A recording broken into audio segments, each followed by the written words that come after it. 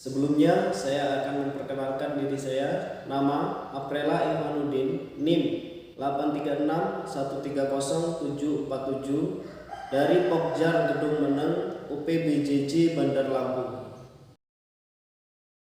Assalamualaikum warahmatullahi wabarakatuh. Jadi sebelum memulai pembelajaran, kita berdoa dulu. Berdoa mulai.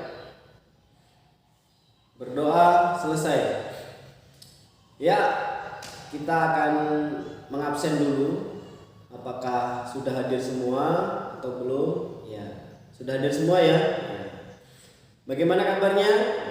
Mudah-mudahan sehat semua ya. Ini kelihatannya sudah sehat semua, sudah semangat semua untuk belajar. Jadi untuk kali ini kita akan belajar mengenai kenampakan alam. Jadi kenampakan alam, wilayah daratan dan perairan. Ya, sebelumnya Bapak akan menampilkan video tentang kenampakan alam wilayah Indonesia. Jadi kita lihat sama-sama dulu ya untuk videonya. Ini videonya. Assalamualaikum warahmatullahi wabarakatuh. Berjumpa lagi kita di media pembelajaran ini.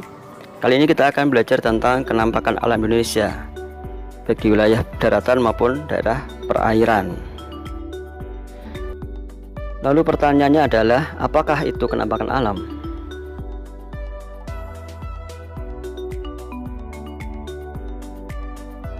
Kenampakan alam merupakan berbagai bentukan muka bumi yang terjadi secara alamiah.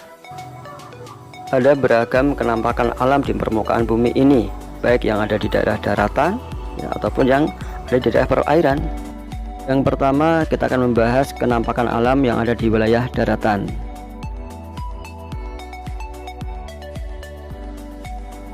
Kenampakan alam di wilayah daratan merupakan bagian dari permukaan bumi yang tidak digenangi air dan berbentuk padat.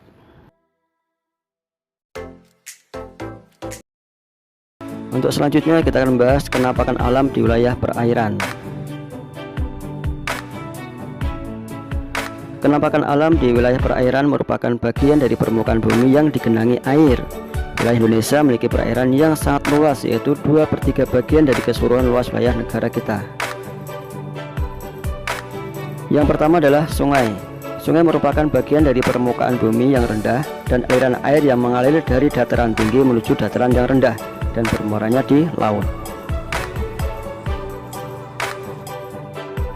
Sungai dimanfaatkan untuk irigasi pertanian, perikanan, transportasi air, pembangkit listrik tenaga air.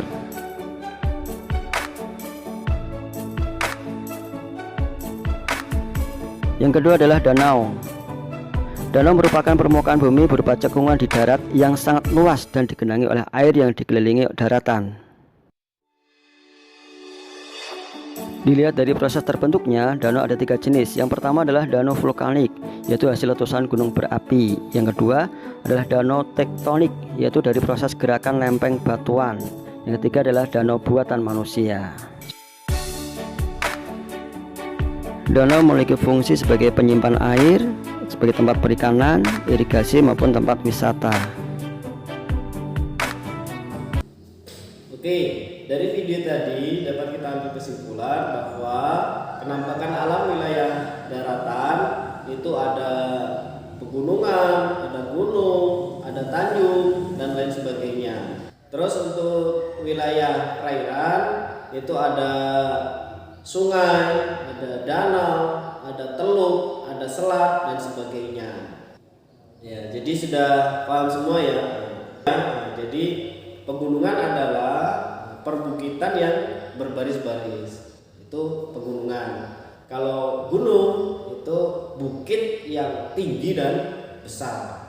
Sedangkan tanjung itu wilayah daratan yang menjorok ke laut, itu tanjung. Kalau kenampakan alam wilayah perairan, sungai itu adalah aliran air yang besar yang terbentuk oleh alam. Kalau danau itu adalah genangan air yang dikelilingi oleh daratan. Sedangkan teluk itu kebalikan dari tanjung. itu laut yang menjorok ke daratan. Selanjutnya itu ada selat. Selat itu lautan yang menghubungkan antara dua pulau, itu namanya selat, dan lain-lain yang di wilayah perairan. Yaitu tadi materi kita pada kali ini, pada pertemuan kali ini. Untuk selanjutnya anak-anak saya bagi beberapa kelompok, nanti membentuk kelompok minimal 4 atau 5 orang per kelompoknya. Nanti Bapak beri tugas per kelompoknya untuk mendiskusikan atau menjabarkan, menjelaskan mengenai wilayah perairan dan wilayah daratan. Penampakan alam yang ada di wilayah daratan itu apa aja dijelaskan, terus penampakan alam wilayah perairan itu apa aja dan dijelaskan. Ya, jadi cukup untuk pertemuan kali ini. Insya Allah sudah paham semua apa aja tadi yang kita bahas. Penampakan alam wilayah daratan, perairan itu apa. Sebelum kita akhiri, kita berdoa dulu. Berdoa mulai, berdoa selesai. Ya, saya akhiri untuk pembelajaran kali ini dengan ucapan wassalamualaikum warahmatullahi wabarakatuh.